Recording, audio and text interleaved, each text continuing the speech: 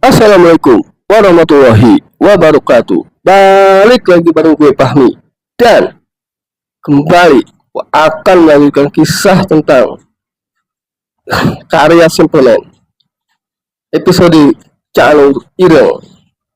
Tanpa berlama-lama waktu lagi, jangan lupa siapkan kopi cemilan karena ini dua judul langsung gua gas. Berikut adalah ceritanya.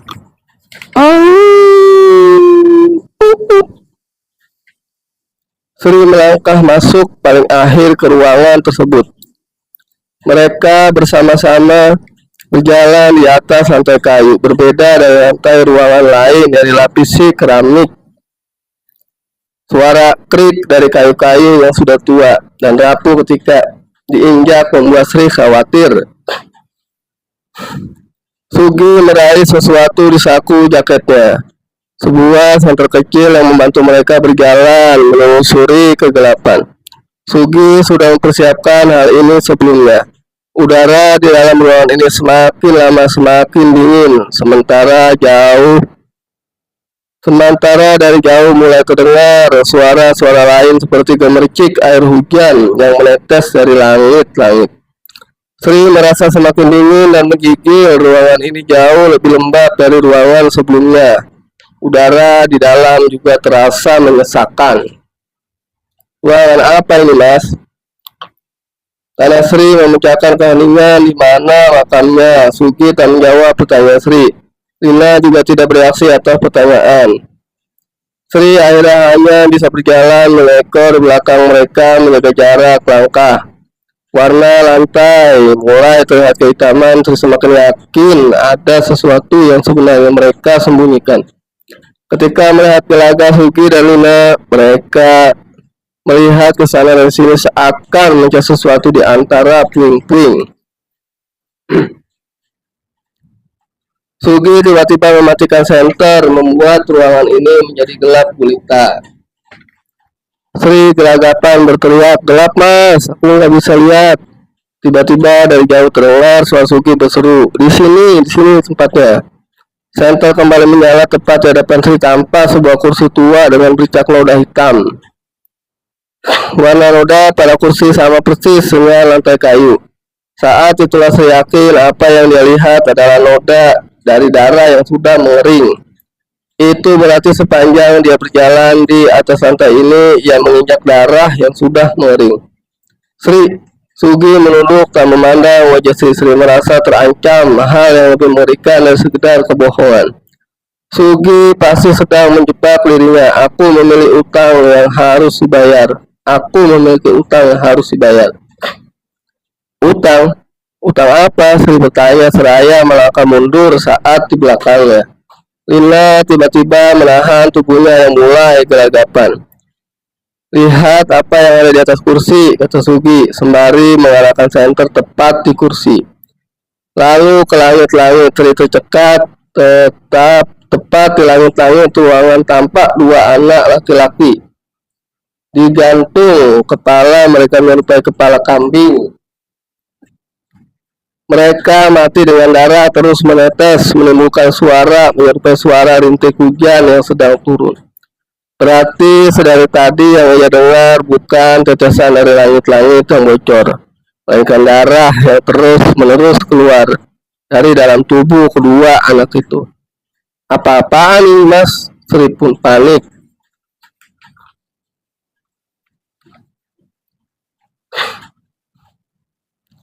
"Kematian Sabdo membawa malapetaka kepada kedua anak kami," kata Sugi. "Bokolono akan membalas siapapun yang terlibat dalam kematian keluarga Kuncoro sampai ia menemukan tuan yang baru bagi dirinya." Sri tak mengerti maksud perkataan Sugi yang mencengkram kepalanya, seakan menolak apa yang baru saja ia lihat. "Maaf Sri, janjiku pada Sabdo adalah membawamu ke tempat ini." Sugi memberi gestur isyarat kepada Lina. Kemudian Lina menghunuskan linggis, menancapkan hingga menembus perut Sri. Perempuan malang itu merengkuk, tak mampu untuk sekedar teriak, dan akhirnya ia terjatuh tak berdaya. Sri terjatuh, darah mengalir dari pucuk linggis hingga pangkalnya.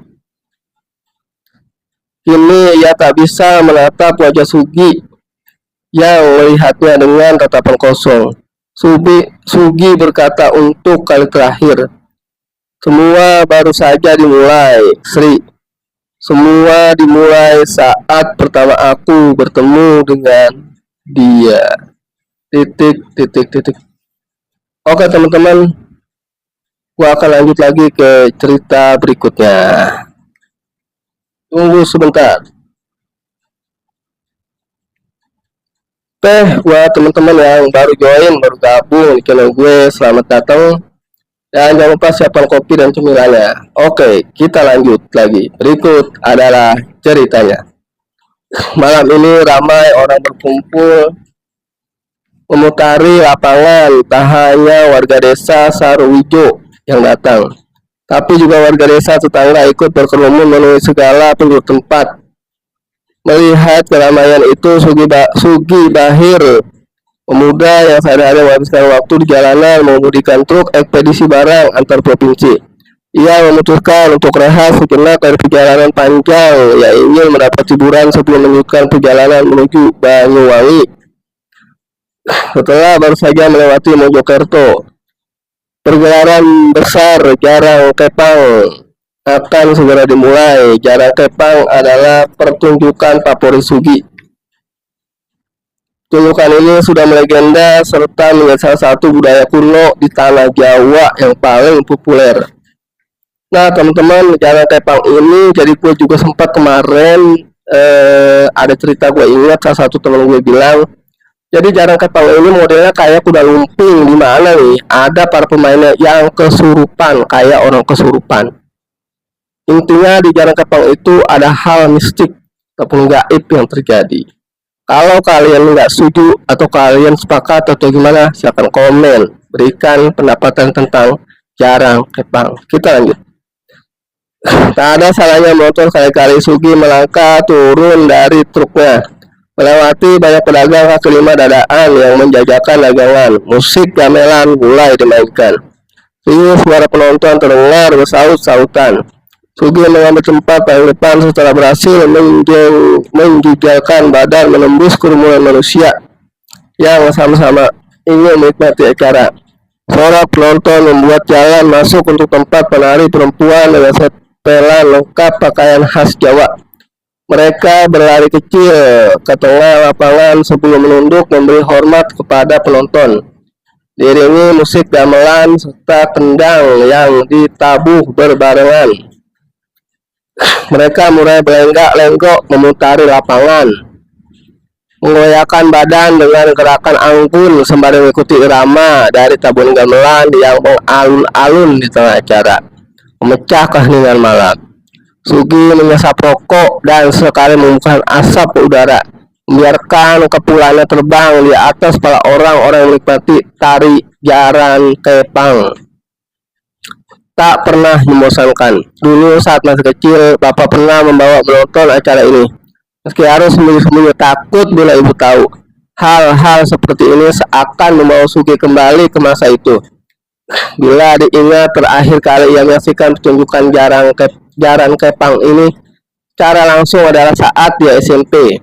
Saat ketika akhirnya ia memilih putus sekolah karena uang dirasa jauh lebih penting dibandingkan pendidikan yang terus-menerus menggerogoti ekonomi keluarga. Beban berat menjadi tulang punggung keluarga setelah kepergian bapak. Masa Sugi mengawali jalan berat hidupnya sebagai kernet truk. Untunglah seiring waktu berlalu, sekarang Sugi sudah mulai mencicil truk sendiri. Pandangan Sugi tertuju pada perempuan-perempuan yang masih menari di tengah lapangan.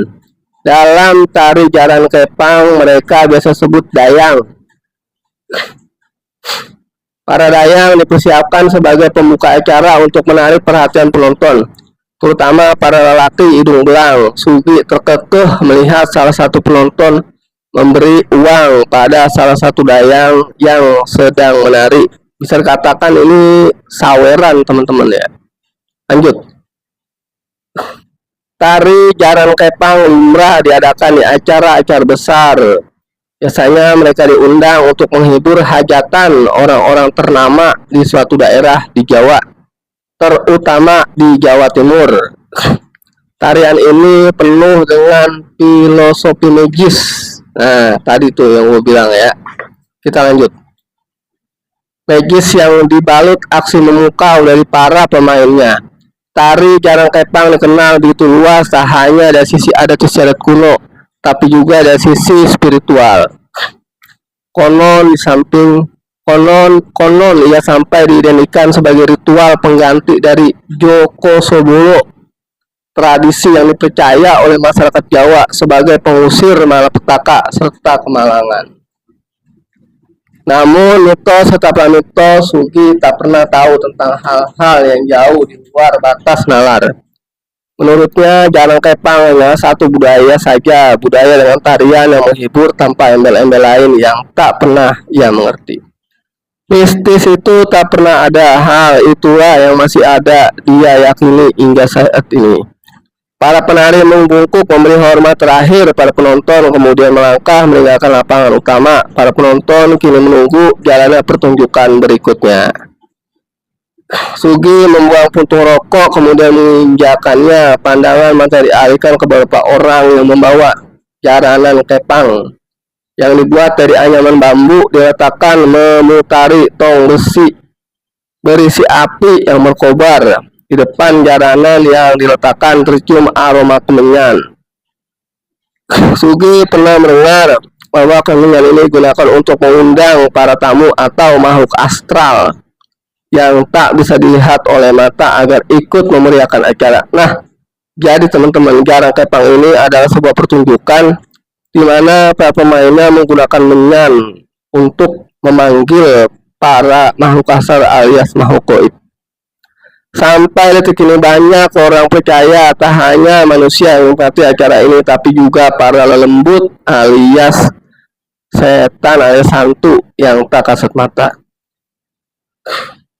Kemalangan berusaha dijauhkan dari tempat diadakannya pertunjukan karena mereka yang tak dapat dilihat dengan mata kosong akan menghormati ngayom atau dalam bahasa Jawa memangku masyarakat yang hadir. Sugi hanya mengeringitkan dahi bila mengingatnya, lagi-lagi menolak percaya dengan hal sinting seperti ini. Baginya semua hanya mitos belaka. Anyaman berbentuk kuda sudah dipasang di 4 sisi mata angin, berdiri sejajar membentuk panah 4 penjuru dengan formasi memutari tong besi dengan api yang masih menyala-nyala. Sugi melihat seorang kuncen melangkah masuk menuju lapangan setelah melewati baris penonton yang sengaja memberi jalan. Di tangannya terdapat satu menyerupai cambuk yang dibuat dari akar rojot yang dikeringkan. Dengan genuk tanah liat berisikan air serta jerami yang diikat menekuas lukis. Kuncen berkeliling sambil menyiram air dari gernuk ke arah Jaran Kepang yang diletakkan di tengah 4 penjuru mata angin.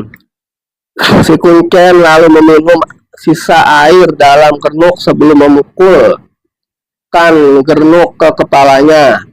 Semua penonton berteriak riuh senang melihat aksi unik tak terduga si kuncen.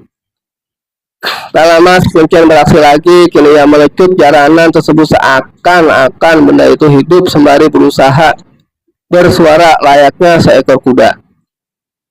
Aneh, Sugi belum pernah melihat pertunjukan seperti ini sebelumnya.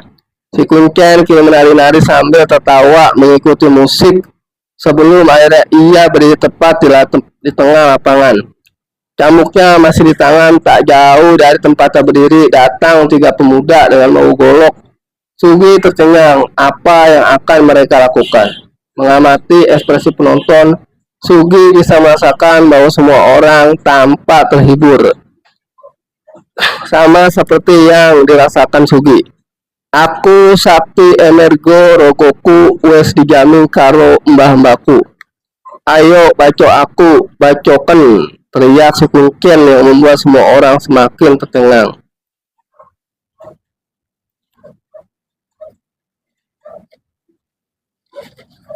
Kita lanjut.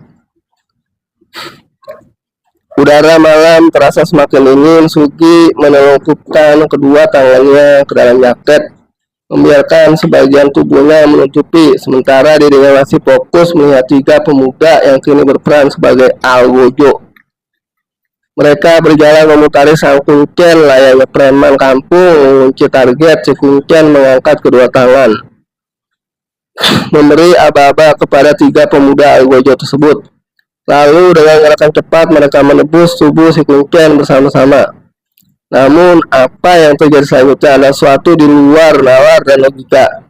Entah bagaimana si kuncen melakukan hal itu, tapi ia tampak baik-baik saja, padahal golok baru saja menebas tubuh lanjangnya. Tak ada luka, tak ada darah. Sugi terperangah kaget bukan kepalang. Tak hanya dirinya yang dibuat geleng-geleng, sebagian besar penonton sambil menutup mata. Si kuncen terus-menerus ditebas. Dengan kondisi kuncen yang bertelanjang dada, golok itu masih saja gagal menembus kulitnya. Sekalipun tebasan tiga pemuda itu semakin membabi buta. Bagaimana bisa? Bila dilihat dari cara bagaimana tiga pemuda algojo itu mengayunkan golok mereka, seharusnya tak hanya darah yang jatuh ke tanah, tapi juga daging akan terkoyak dengan usus terurai keluar. Namun nyatanya tak ada yang terjadi. Justru si kuncen masih berdiri kokoh, memandang arogan tiga pemuda algojo di hadapannya dengan gelagat meremehkan. Ono sing gelem nyoba, teriak si kuncen menantang para penonton. Ada yang mencoba. Sugi melihat ke sekeliling, menunggu siapa yang berani mencoba menebas si kuncen. Menebas si kuncen arogan itu, tetapi sayangnya tak ada satupun dari penonton yang bergerak maju saat itu. Entah dorongan apa yang membuat Sugi bergerak karena cara tiba-tiba. Dia melangkah maju ke tengah lapangan. Saat dirinya bersandar, ia sudah terlambat karena di hadapannya tampak si kuncen menatapnya dengan sorot mata menantang. Sugi tersenyum kecut. Kini semua penonton sedang terfokus padanya. Sugi melihat tiga pemuda itu. Salah satu dari mereka menawarkan golok yang ada di tangan. Sugi meraihnya, sempat terpikir ke dalam kepalanya. Mungkin saja golok yang digunakan oleh mereka adalah golok mainan. Bisa saja kan Sugi mengayun goloknya dan menatap lekat-lekat benda itu sebelum mulai menggunakannya. Tak ada salahnya mencoba. Sugi memandang kuncen dengan perasaan sedikit was-was. Ayo baco aku le, kata si kuncen. Mengangkat kedua tangan seakan memberikan badannya kepada Sugi tanpa membuang waktu, meski jantungnya berdebar tak karuan. Sugi menebaskan golok coklat itu tepat di perut si kuncen. Aneh sekali, golok itu sama sekali tidak bisa menembus kulit si kuncen, seakan kulitnya terbuat dari kulit badak. Sugi mengamati golok di tangannya. Ia menyentuh benda itu dan yakin bahwa golok ini golok mainan.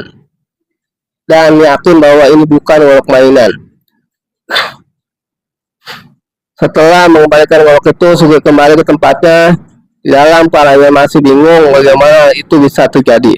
Ia masih bisa merasakan kedua tangan gemetar. Ia mengambil sebatang rokok, menaruhnya di bibir, sementara kedua tangannya mencari korek api, entah di kantong terakhir ia letakkan. Tiga pemuda algojo itu menunjukkan atraksi lain. Salah satu dari mereka mengayunkan golok menebas batang pohon pisang. Silet batang pohon pisang terbelah menjadi dua. Tak hanya itu, pemuda algojo lalu menunjukkan aksi yang tak kalah gilanya dengan menyayat telapak tangannya sendiri. Para penonton kini menganga melihat darah di tangan menetes keluar. Tak ada yang bersuara, semua orang membuat diam. Kini Sugi menatap para kuncen yang mendekati pemuda yang terluka.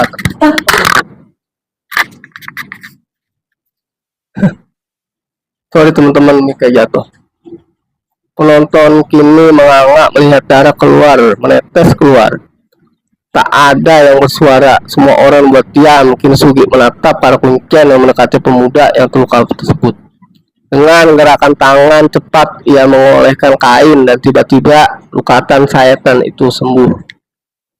Pertunjukan belum berakhir karena untuk kali ketiga para algojo menebaskan golok mereka pada tubuh si kuncen yang kini tertawa-tawa.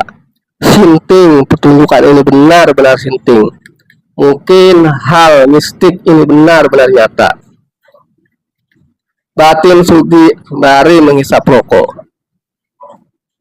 Ia akhirnya berhasil menemukan koreknya. Seni peran dilanjutkan lagi dengan apik ketiga pemuda Algojo itu beraksi seakan-akan ketakutan ketika si kuncen hendak merebut golok mereka. Setelah dengan mudah merebut golok itu, si kuncen lalu mematahkan lempengan besi tajam itu dengan tangan kosong. Tak hanya itu, ia dengan keadaan sadar menggigit lempengan golok dengan mulut, mematahkan bagian menjadi dua bagian. Tiga pengunjuk meninggalkan lapangan, berganti menjadi perempuan yang datang dengan kostum lelaki. Wajah cantik mereka dirias dengan kumis dan janggut palsu yang dibuat dari pensil alis. Mereka memungkuk pada penonton kemudian berlutut di hadapan jaranan yang sedari tadi hanya diletakkan di tengah lapangan tanpa disentuh oleh siapapun. Keempat perempuan itu berlutut satu persatu sebelum mulai memainkan jaranan itu. Dengan membawa cambuk di tangan mereka, keempat perempuan itu mulai menari sambil mencambuk apapun di depan mereka. Inilah puncak acara jaran kepang. Menari-nari di atas bara api dari tong besi yang dituangkan berisikan beling dan arang yang membara merah. Hari sudah begitu larut, acara jaran kepang pun berakhir. Sugi berjalan menuju truk yang ia parkirkan. Tak jauh dari truk terparkir, ia melihat sebuah mobil hitam berdiri tepat di depan kepala truk. Sugi melihat sekeliling mencari pemilik mobil sedan hitam. Tapi ramainya tempat membuat Sugi tak kunjung menemukan si pemilik kendaraan. Tak ada pilihan selain menunggu. Sugi duduk sembari memandang mobil sedan hitam itu. Mobil ini keluaran terbaru. Bila tidak kaya raya, tak mungkin orang bisa membeli benda seperti ini. Dengar suara seorang berdehem di belakang. Sugi menoleh. Seorang lelaki dengan sebatang rokok di bibir tengah menatap dirinya. Ada apa, Mas? Tanya lelaki. Dalam kegelapan wajah lelaki itu tersandarkan. Ini mobil sampean? Tanya Sugi balik. Ya, mobil saya. Nutup jalan saya, bisa dipindah? Kalau nggak bisa gimana, Mas? Balas lelaki itu seolah menantang. Sugi merasa lelaki itu yang ada depannya sengaja ingin membuat masalah dengan dirinya. Tanpa membuang waktu, Sugi mencengkram kera baju lelaki itu dan bersiap akan menghantam wajahnya. Lelaki itu diam, sementara Sugi mendorongnya ke tempat yang lebih bercahaya hingga wajah orang itu semakin jelas. Namun Sugi berhenti saat melihat wajah lelaki yang asing yang rupanya ia kenal. Mas Sugeng, ucap Sugi sambil melepas cengkraman secara perlahan. Sugi tak mengira akan dipertemukan lagi dengan salah satu sahabat terbaik yang pernah dia kenal. Mantan sopir yang sudah Sugi anggap seperti kakak sendiri saat Sugi masih menjadi teman kernet truk. Lelaki yang ada di hadapan inilah yang selalu menemani dirinya sampai akhirnya Sugi dapat mengemudikan sendiri truknya. Lelaki ini pula yang sudah memperkenalkan Sugi dengan kehidupan jalanan. Sugi memeluk tubuh lelaki itu. Wes suwe enggak ketemu awakmu. Yo, opo kabare, geng? Sugeng membalas pelukan Sugi sebelum berkata, aku sudah lama mencari Mugi. Malam itu Sugi dan Sugeng saling bertukar cerita tentang kehidupan mereka. Sugi sudah menikah 2 tahun yang lalu. Tetapi dirinya belum juga dikaruniai anak. Meski begitu, Sugi tak pernah menyalahkan siapa-siapa, apalagi istrinya. Baginya, bila memang rezeki, Tuhan pasti akan memberi kehadiran seorang anak di dalam kehidupan mereka. Sugi juga bercerita banyak tentang bagaimana kerasnya menjadi sopir truk, sementara Sugeng hilang tanpa berpamitan. Dalam kehidupan jalanan saat ini, ekspedisi diambil dengan cara berebut satu sama lain. Bila ada yang tidak terima, wajib selesaikan dengan saling menghajar. Tak sedikit kawan-kawan sopir truk berakhir di jeruji besi. Bahkan yang lebih mengerikan bisa saja berakhir di liang lahat. Sugeng tertawa mendengar cerita Sugi. Ia menjadi teringat momen hari terakhir mereka. Saat itu Sugeng tak sempat berpamitan dengan Sugi. Ia terdesak karena harus melakukan sesuatu yang mengharuskan untuk keluar dari dunia jalanan. Melihat penampilan rapi Sugeng malam ini membuat Sugi ikut senang. Setelah berjuang keras, akhirnya Sugeng menemukan pekerjaan yang pantas. Sugeng hanya tertawa saat Sugi mengatakan hal itu. Ia berkata bahwa Sugi tak harus tahu jenis pekerjaan apa yang sekarang ia lakoni. Kon gelem tak melok aku, tanya Sugeng tiba-tiba. Melok opo?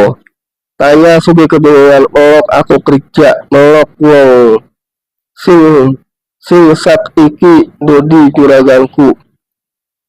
Tenangan tak, Sugeng ngangguk. Sugi terdiam sejenak memandang truk miliknya yang diparkir tak jauh dari tempat mereka duduk.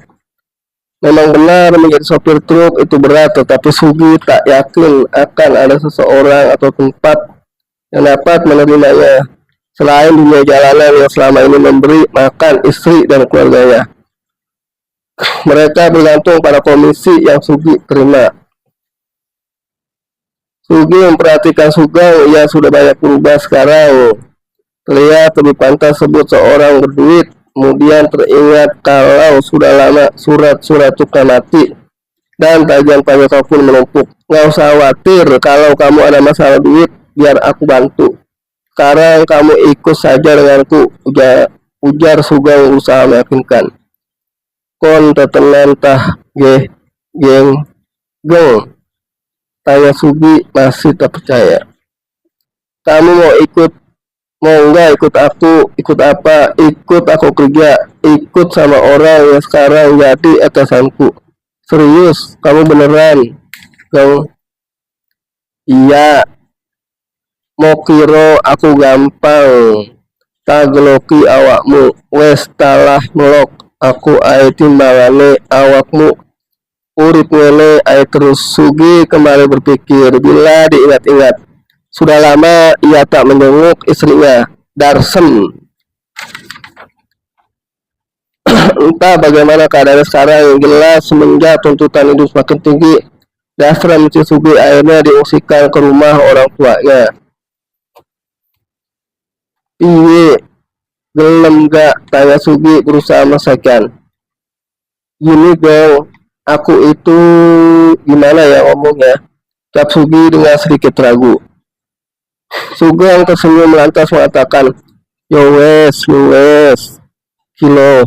Sugeng menyodori Sugi sebuah amplop tebal. Wes salah melok aku, tinggalan trukmu ae nang kene. Awakmu wes direkomendasino nang juraganku, soale aku sing nyarano awakmu. Sugi menepuk-nepuk amplop tebal itu dan menimbang sebenarnya tawaran Sugeng menggiurkan, tapi Sugi merasa seperti ada yang aneh di sini. Hal ini sedikit mengganggu, tetapi ia sudah lama mengenal Sugeng. Tak mungkin perasaan itu timbul dari tawaran baik saudaranya ini. Akhirnya Sugi memutuskan bahwa ia akan ikut dengan Sugeng, tetapi dengan syarat bahwa ia boleh berutang kalau ada yang harus ia bayar. Sekali lagi semua berujung pada utang lama yang sudah menjerat Sugi. Sugeng tersenyum mengerti kemana pembicaraan Sugi. Ia menunjuk amplop di tangan Sugi lalu berkata, itu adalah titipan dari juraganku. Jadi hak milikmu asal kamu mau menemaniku malam ini, kata Sugeng sambil tersenyum aneh. Kemana? Tanya Sugi penasaran. Wes molo ae pokoe. Mobil hitam melaju dengan Sugeng dan Sugi yang ada di dalamnya. Pandangan Sugi tertuju pada ampuk tebal yang kini ia pangku di pahanya. Sugeng yang melihat hal itu berkata kepada Sugi, buka saja kalau kamu penasaran, nggak usah sungkan. Mendengar perkataan Sugeng, Sugi akhirnya membuka amplop tebal tersebut berisikan uang yang banyak. Selama Sugi hidup, ia belum pernah melihat uang sebanyak ini. Sugi menatap Sugeng lalu bertanya, ini beneran buat aku, Geng? Iyalah, buat kamu. Dari majikanku. Katanya suruh ngasih kalau sama ketemu orangnya. Ia juga mau ketemu sama kamu, tapi nanti. Sugi mengangguk berterima kasih dengan uang ini, ia pasti dapat membayar semua utangnya. Ia tak akan terlambat mengirim uang untuk istri dan keluarganya di kampung. Ngomong-ngomong, kita tadinya mau kemana? Sugeng tersenyum kepada Sugi. Kita mau jemput anak juraganku, namanya Sabdo. Oke teman-teman, gua rasa untuk episode cerita kali ini sampai di sini dulu. Makasih banyak buat kalian yang udah join dari awal hingga akhir. Next gua akan kembali lanjutkan ceritanya. Sorry kalau ada tadi insiden itu mic gue jatuh. Makasih banyak. Dan buat kalian nih yang baru berkunjung di Baper TV, bantu support gue dengan cara subscribe, like, share, dan komen. Akhir kata, gua Fahmi. Salam reading, salam crush enemy. Wassalamualaikum warahmatullahi wabarakatuh.